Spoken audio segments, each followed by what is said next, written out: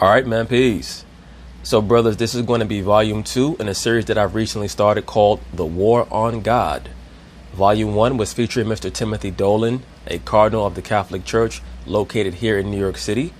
And Volume 2 is going to be featuring Mr. Rodgers, the superstar quarterback currently of the Green Bay Packers, who seems to have an issue with the various concepts that were taught within his quote-unquote Christian church. And as I've always told you, brothers who've been on my channel for a while, the major religions are just highly diluted versions of the Babylonian Kemetic mystery school system. Those of us who are in the knowledge have to grasp the differences between what's stated in the Bible as opposed to what's stated in many of these churches. Oftentimes, unfortunately for them, churchgoers are the most deluded because they actually believe that they're doing the right thing. What many of them have in common is that they do not search the manuscript known as the Bible to ascertain whether or not what they believe is accurate according to the scriptures, or whether or not they're just going according to their own lusts. Through close examination, what will oftentimes be quickly discovered is that there's not much difference between an ardent quote-unquote churchgoer and someone who they themselves might call a heathen. Many times adherents to major religions, whether it be Christianity, Catholicism, Islam, Judaism, etc., are very accustomed to being in the position of power whenever making accusations toward naysayers, because most naysayers and quote-unquote atheists have no knowledge of the Bible, the Torah, the Quran, etc. But for those of us who actually search the scriptures talking about the Bible, you should be able to refute the false assertions of many of the adherents or congregants of any of the three major quote-unquote religions and correct them in the spirit of the scriptures. That's the most important thing. And whether they hear or forbear, it is what it is. But at the end of the day, do not lord yourself over them, because a lot of what they believe or claim to believe is based in emotion and not empirical evidence, data, substance, etc. You'd be surprised how much confusion you can eliminate once you actually have knowledge of what you're speaking about. But just getting back to Mr. Rodgers, once again, he is the subject of volume 2 of my series called The War on God. Why is that? Because I believe that Mr. Rodgers is actually struggling with his sexuality. It is very plain for me to see that at the very least, he's bisexual, if not an outright homosexual, most likely pansexual, because as many of his ilk are at the upper levels of the entertainment industry / sports world, he's probably a Luciferian. He probably worships the goat god. He decided that he was going to link up with his latest beard by the name of Danica Patrick or Daniel Patrick. She obviously is a lesbian herself, and they were going to make a video basically exposing many of the issues that Rodgers has with the church system. And of course, the Bible, which is associated with the church system, but really has very little to do with the church system per se. What many of the members of these congregations do is they pick and choose which scriptures they want to apply to what matters today as opposed to what doesn't matter today. And they lord themselves over people who many times have questions about real issues that they have within themselves pertaining to scripture, not understanding that the Bible is not just a book about passion. It's also a book that is historically based. It's a book of laws, statutes, commandments, history, and prophecy. And you have to grasp the scriptures from these multitude of levels, or you're really not fit to speak about them. Rodgers is a very curious person. He most likely has been upset about the Bible and the church for a very long time because of the fact that, once again, in my view, he clearly is a homosexual struggling with his sexual identity. And he's almost ready, I believe, to come clean and confess what he actually is. About 1.5 years or 2 years ago, whenever those Colin Kaepernick protests were occurring in the NFL, I made a video about Rodgers because he was one of the athletes in the league who many people were surprised about. He seemed extremely rambunctious when it came to the act of protesting. He was at the forefront of many of the protests. He led the joining of hands with his teammates in Green Bay. And people like Greg Jennings, who was a former teammate of his, were surprised because they said that this was not the Aaron that they knew when they played with him. And as I stated in my video commenting on Rodgers and his teammates' actions, I deduced without a shadow of doubt in my mind that the reason why Rodgers did what he did is because he is a homosexual. And what homosexuals do, particularly Caucasian homosexuals, is try to cleave on to the racial energy. They're very much like the liberal black female who speaks on race topics only for attention. The Caucasian homosexual and lesbian, they will do the same thing. That's why you notice the quote-unquote female Caucasian soccer star, Megan Rapinoe, what did she do? She got down on one knee and did the Kaepernick. And Rodgers is doing the same thing. Jason Whitlock is going to attempt to make the case that Aaron Rodgers has not been as successful as he should be in the NFL because he basically has confessed that he does not believe in the concept of a God, because the God that is taught or was taught in his church system was not copacetic with many of the sentiments that Aaron Rodgers believes a God should embody. So anyway, they're going to talk about it. I'm going to chime in. All right, People magazine reported that the family of Green Bay Packers quarterback Aaron Rodgers is dismayed because Rodgers stated in a podcast interview with his girlfriend Danica Patrick.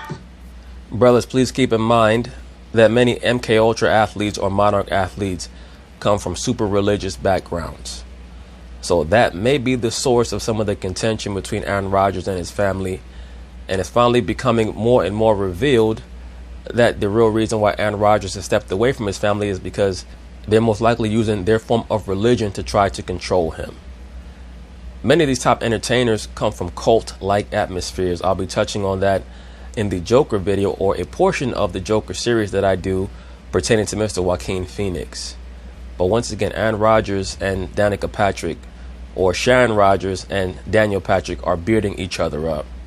Neither one of them are heterosexual. As a matter of fact, Danica Patrick recently was divorced from her quote-unquote husband, and the word around the campfire is that the reason why her husband left her is because he kept catching her having intercourse with other women, or whatever they call intercourse in the lesbian world, rubbing coochies, I don't know. That he had misgivings about his Christian upbringing.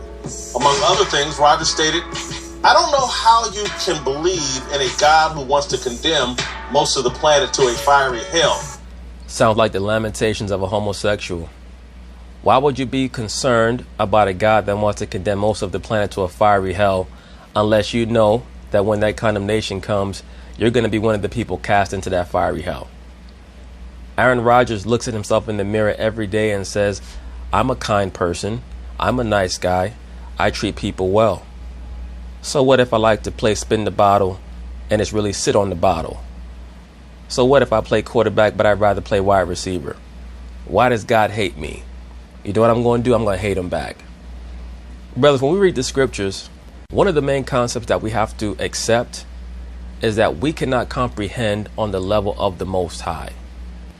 Like it tells us in Isaiah the 55th chapter, round about the 8th verse, the Most High tells us that our thoughts as human beings are not his thoughts. Our ways are not his ways. The sooner that we let go of what Pat Riley calls the disease of me, the happier that we will be.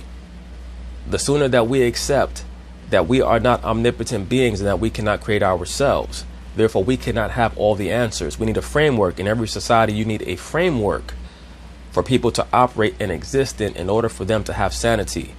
And understanding that there are going to be repercussions for actions, and that I cannot do certain things because if I do, this is what's going to occur. And if I do certain things, there are going to be positive consequences. That's what's called civilization. What certain proponents of anarchy are trying to do is encourage people to accept chaos as freedom. And Aaron Rodgers is one of those people. They're going to use him, and once again, become very accustomed to this. Prominent athletes getting on TV and talking about why they don't believe in God. And Oprah did this about 25, 30 years ago. She got on TV on her show and said that she could not believe in a God that is a quote-unquote jealous God or wants to condemn people in any way, shape, or form. That's how you know that the God of the entertainment industry is the Bacchus. That is the God of emotional love. That is also the God of bisexuality and the hermaphrodite God, quote-unquote. That's also the God of cross-dressing, by the way. So it would not surprise me if Aaron Rodgers popped up on Halloween with a wig on and a long dress. Do not be shocked if you ever see that from Mr. Aaron Rodgers, because once again, it's very clear to me that he and Daniel Patrick are bearding one another up. Also keep in mind that Aaron Rodgers' consort prior to Danica Patrick was the actress Olivia Munn, who also is a quote-unquote bisexual, who, by the way, likes to go on vacation with Gabrielle Union, a.k.a. Gabriel Union. Hint, hint. What type of loving, sensitive, omnipresent, omnipotent being wants to condemn his beautiful creation to a fiery hell at the end of all of this? You know, brothers, the reason why the Most High, or the God of the Bible, is called our Father is because just like when we're in a household with our fleshly fathers, they do certain things or say certain things that we might not agree with when we're in our childlike state. But when we mature physically and mentally, we come to understand why our fathers said and did certain things. In the same way, from a spiritual perspective, as soon as you let go of the disease of thinking that you can comprehend things on the level of the Most High, you start to accept why things are the way they are and why they occur, how they occur.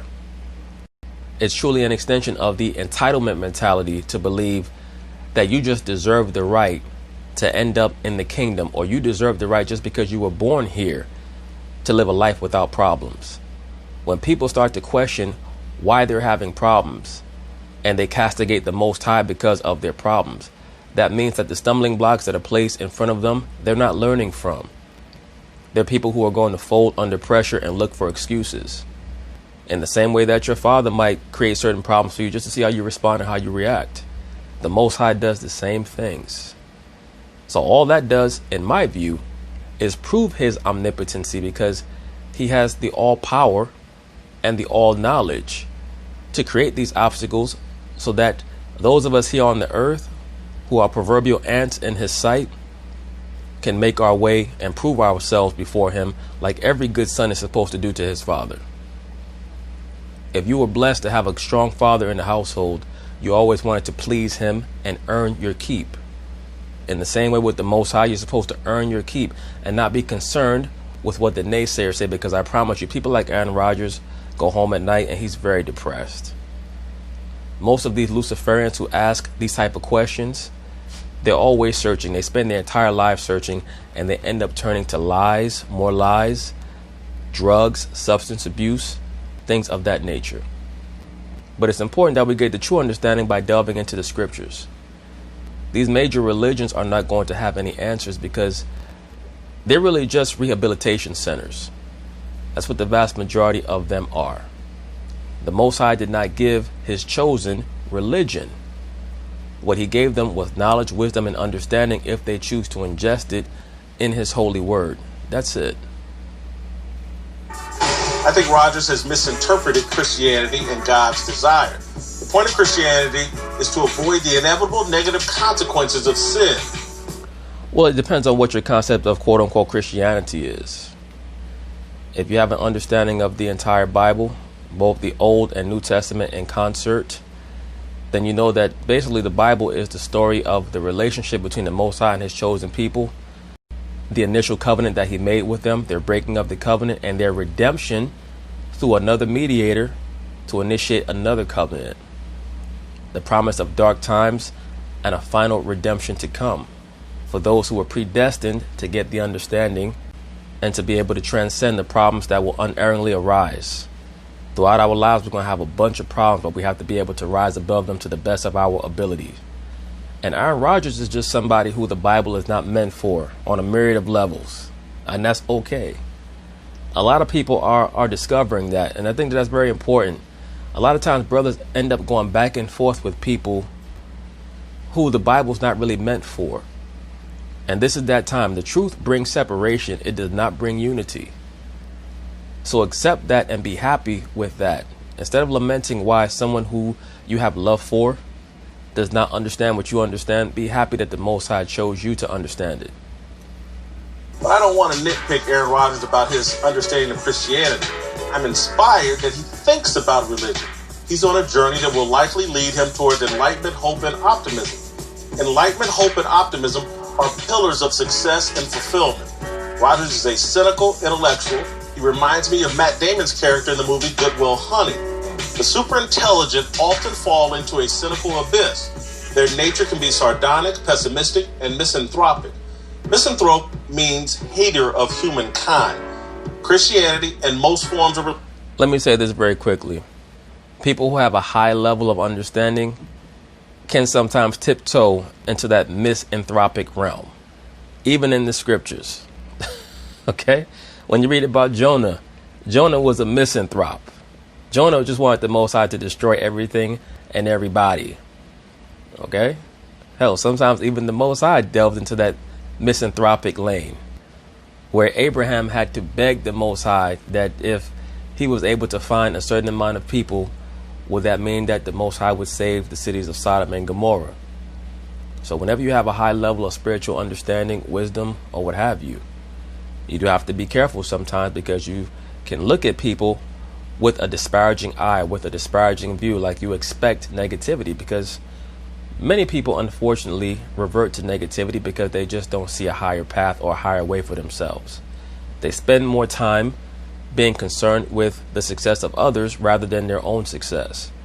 Therefore, they hope for others to not succeed more than they hope for success within themselves, because they'd rather pull someone else down than raise themselves up. Are the cure for cynicism and misanthropy.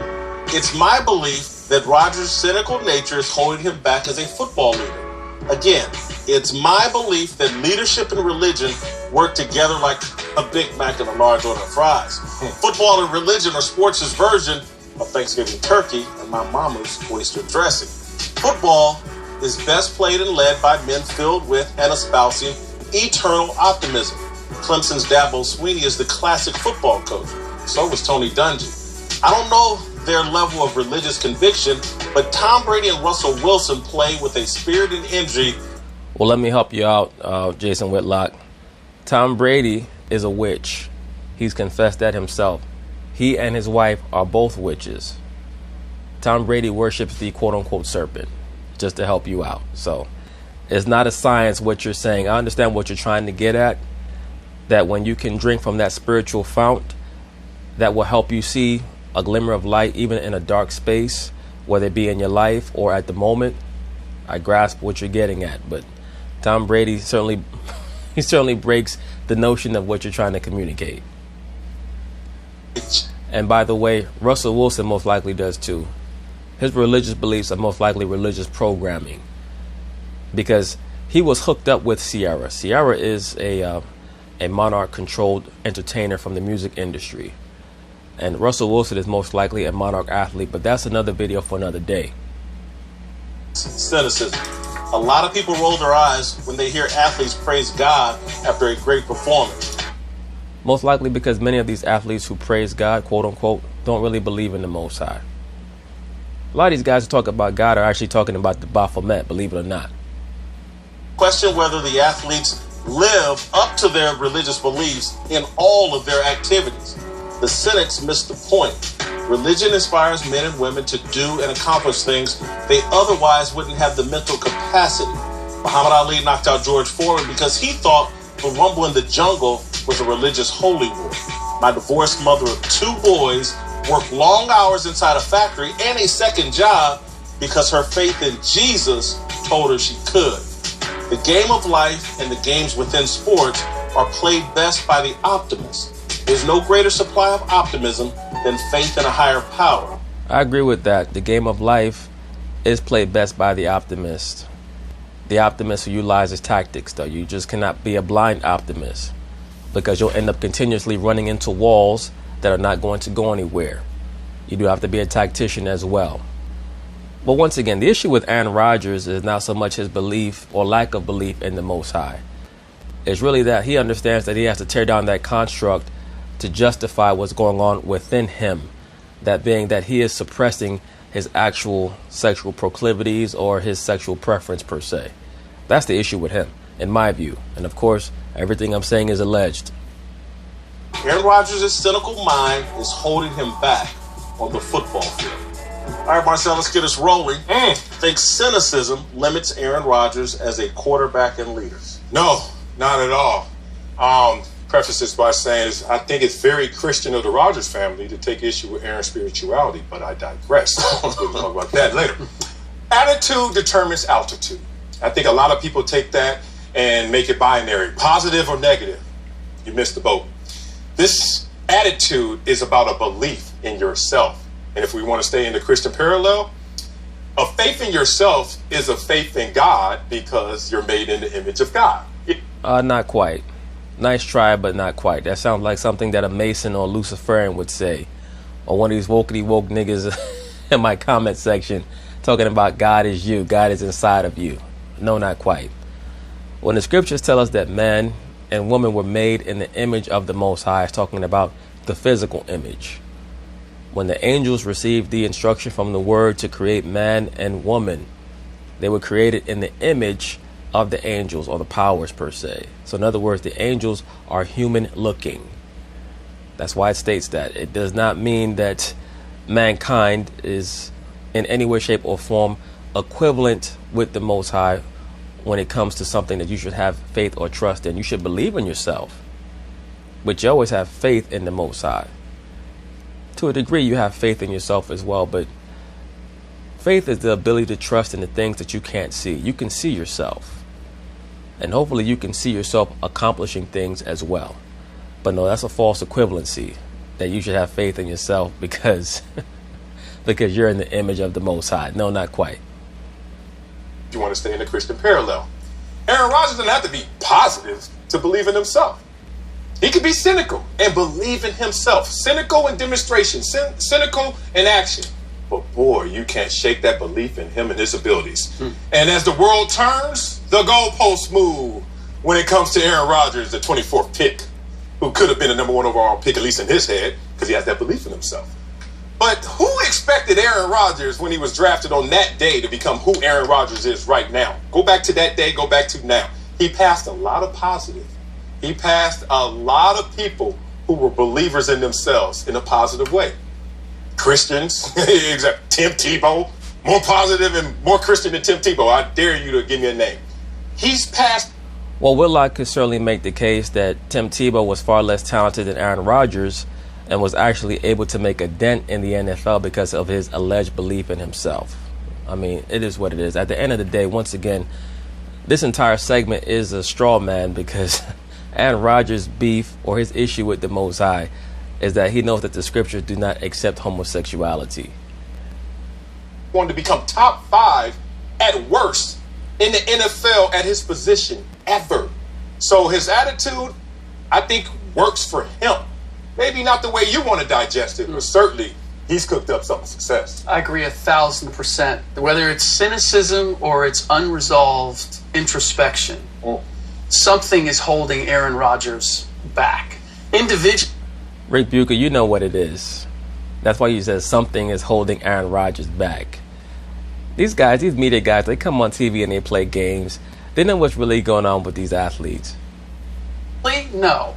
As a leader of a team, yes. I had this conversation with a former Green Bay Packer. And because I noticed Aaron never is rallying the troops. You've seen it with Drew Brees. You've seen it with Tom Brady. Because that's not his natural personality. He's not a leader by nature. He's just super talented. So at the end of the day, he expects you to rally to him because he expects you to understand that he's uber talented. Joe Montana was not a rah-rah guy either. With Patrick Mahomes already. You've seen it with Dwayne Haskins. You've never seen him appealing to the group, trying to lift the group up. And whether it's religion, Christianity, spirituality, the whole idea of that there's a power greater than ourselves and that we are in this together collectively is something that seems to be missing in Aaron Rodgers' portfolio. The belief, because I'll never forget, in another interview, he said, after he won his first Super Bowl, is that all there is? Much like Kevin Durant. Kevin Durant is another searcher who alleged to be quote-unquote Christian at first, but clearly now is an apprentice under Kyrie Irving in Hermeticism. So this is normally what happens when people are not able to be satisfied with their accomplishments. What is the point of searching out these new goals for yourself if whenever you reach them, you're never satisfied of reaching your goal? Of course, you continue to set goals for your entire life. But when people are never satisfied with the goals that they have accomplished, that they set for them, that tells me that there's a void spiritually somewhere that they're most likely going to fill with some level of idolatry, usually of themselves. That's what Kevin Durant and Aaron Rodgers have in common, in my view. They both worship themselves. So it stops them from being able to truly worship the spiritual deity the force that controls this world and give him his just due, and understand that you are an extension of him. It's like when the 5%ers try to run to Psalms 82 and 6 and say, wait a minute, doesn't it say that we gods in Psalms 82 and 6? The term God there means a judge or a ruler. So every man here on the earth, so-called black man, because you are the people of the book, you are meant to be an extension of the Most High. You're meant to be a judge. That's why I tell brothers, you're supposed to be an administrator in your own household. When you go to Exodus 22 and 28, it also states there that the rulers are gods, meaning judges. What that means is that what you say is supposed to go, of course, with the spirit of knowledge, wisdom, and understanding. You're not supposed to take advantage of your power and become tyrannical and move beyond what the Most High wants us to do and say. But understand what your power is supposed to be. But in order to execute that power, you have to have knowledge of the power. That's what makes you a god. But we're all underlings to the true and living power in the spirit world. If the achievement of the championship was what it was, instead of, no, the reward is that you achieved something collectively that you could not do individually. That's what makes you go get another one. Let's feel this again together. And that seems to be what's missing when it comes to Aaron Rodgers as a leader. But I appreciate the authenticity. I appreciate the fact that he is who he is. You also appreciate the fact that you're most likely an atheist just like Aaron Rodgers. It's okay. You can come out and say it, Rich Ornberger. But he's going to talk him down from that. And if he does have unresolved issues with his own faith or his family's faith, or questions about an omnipotent creator, I'm happy that he's expressing those thoughts, whether it be in private or publicly, because I think people play. Well, here's the issue with that, Rich Ornberger. He's an NFL quarterback. So if he chooses to speak about belief systems, he has to be prepared that there are people who are easily confused that are going to take what he's saying as something that should influence them. And that's why I pay very close attention to the things that people post in my comment section, because a lot of people don't know what to think. And when they read certain things that are not true or that are not properly thought out, it can influence them in a very bad way. So you have to be careful. You know, everything in life that you preside over, you have to be like a proverbial gardener. You have to water your garden and provide it with light. But when weeds spring up in your garden, you have to pull those weeds out or they're going to choke up the flowers.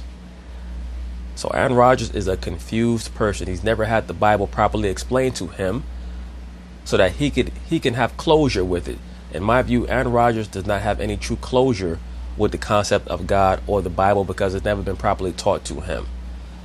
So he's infatuated with what he's been told it says as opposed to what it actually states, so that he can know without a shadow of a doubt whether or not it's for him or not. As of right now, he feels guilty about the fact, once again, that it's very clear to me that his sexual preference is that he prefers dudes. But he was raised in a religious household where he was told that it was wrong to be a homosexual. Same thing with Danica Patrick. That's why Danica Patrick set him up with that sit-down chat, because she's a lesbian her damn self. They coach the best. They act the best in life when they are true to who they are. The same way I would be really upset with somebody who's faking Christianity or their religion and bringing God into the equation where they're just trying to expand their brand because they think that's a good look for them. Back in the early 90s, Reggie White used to do that.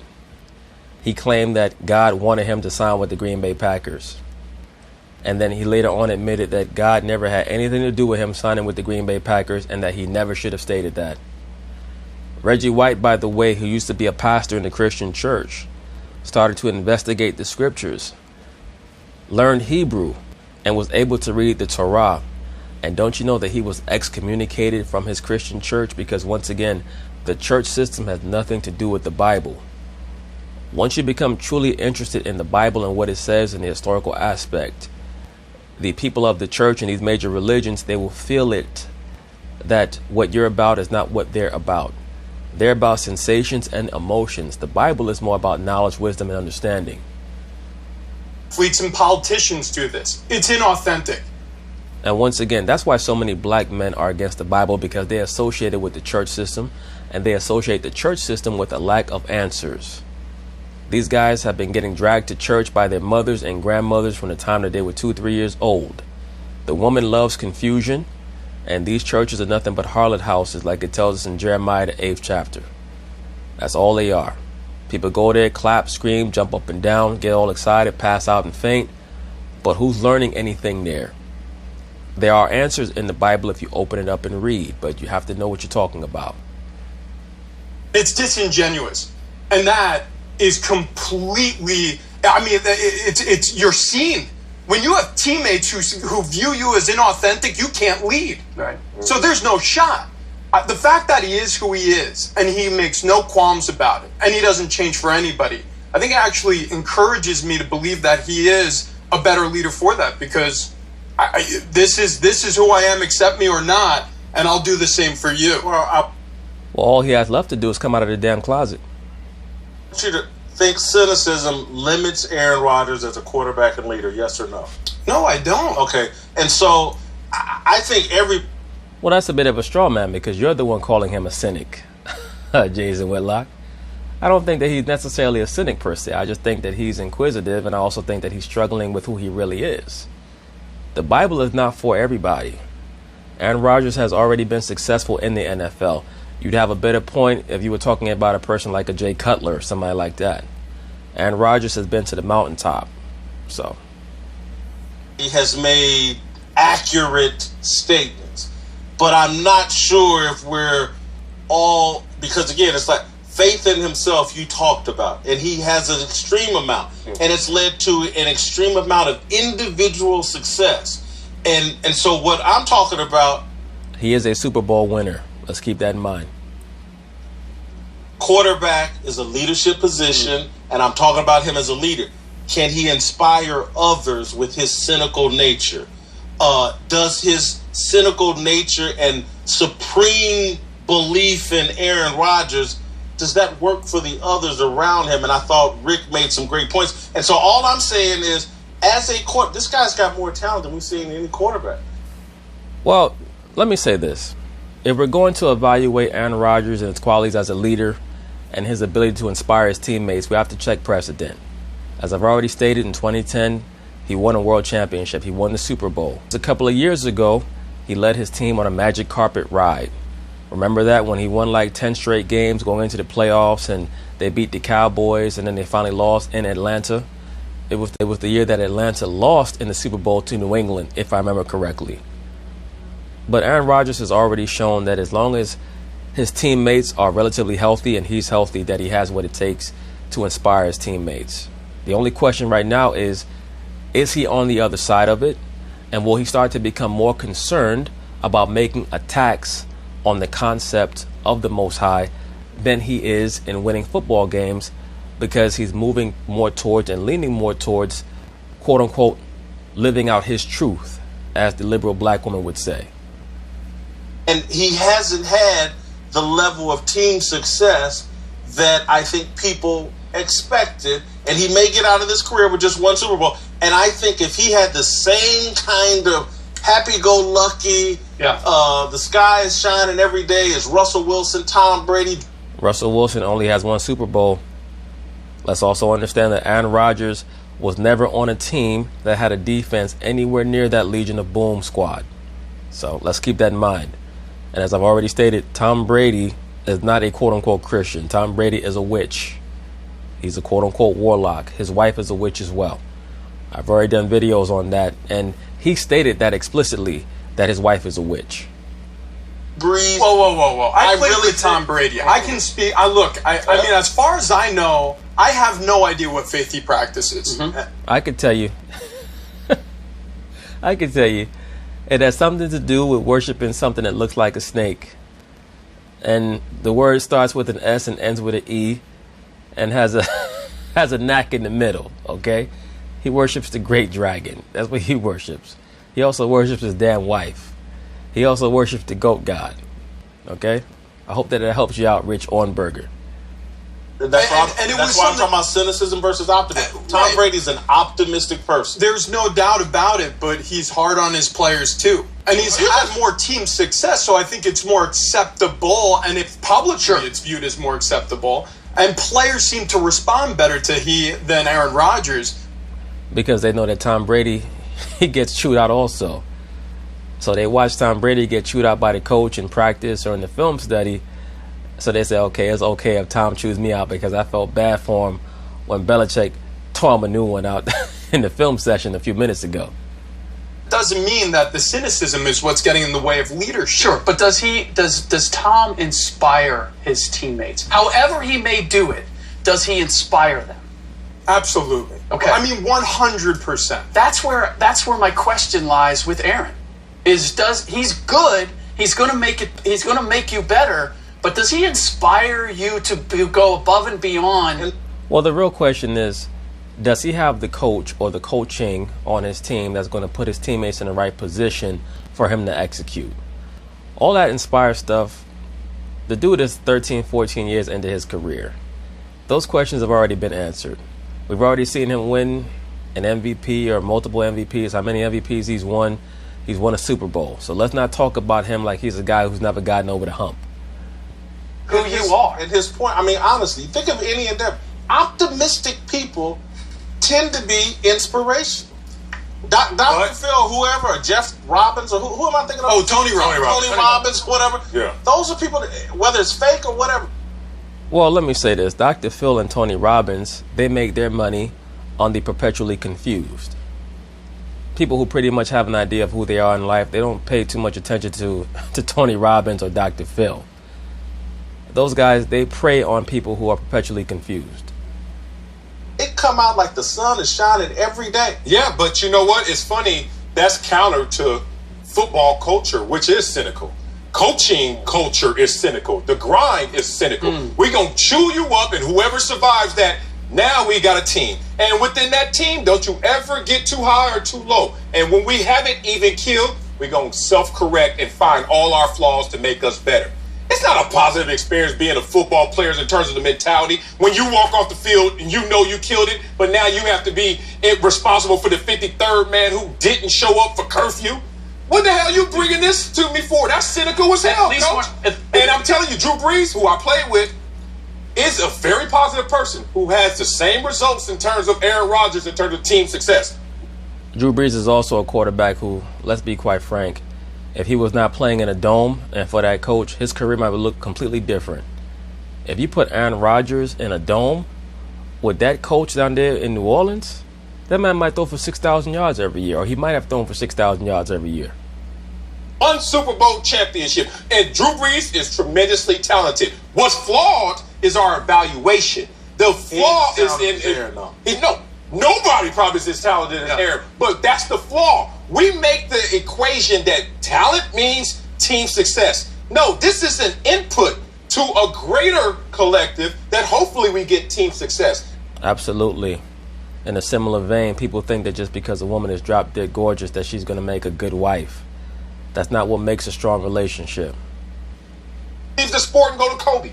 Kobe was cynical as hell, and he inspired those guys by let me tell you, by either using fire to warm you or to burn you. But either way it goes, we gonna get to this. We gonna get to this mountaintop. Belichick was a tremendous leader. Did I feel like I was being showered with optimism and praise at every turn of the hall in that facility? There were long hallways. Yeah, there were times where we would be walking on opposite ends of a corridor, and for 40 feet I couldn't look the man in the eyes. You treat like... It sounds like you got treated like a $2 bitch. Bill Belichick walking the opposite way. Rich Ornberger, put your head down. I don't want to see your face. Take your ass back to the locker room. If I see your eyes again, you're cut. I mean, fear is a very important piece of the leadership puzzle. I believe Tom Brady's just as critical to their success. Those guys worked in conjunction very well. One guy was the handler, the other guy was the asset. The bad cop, good cop. Yeah, good cop, bad cop. I just don't forget though, Parcells and Belichick. Hell somebody to play for the Giants back in those days. Who's the positive one? But I'm gonna say this. The thing about faith and the truly spiritual person, even when they're in the depths of hell, they think they're there for a reason, and they think they're coming out on the other end on top. That's very true. But once again, just to refute your point, just a few years ago, when the Green Bay Packers were struggling, Aaron Rodgers got on the radio and he said, RELAX. Relax. That's what he said. And then he went on to lead his team on a magic carpet run deep into the playoffs. So I just don't think that the narrative that Whitlock is trying to attach to Aaron Rodgers is correct.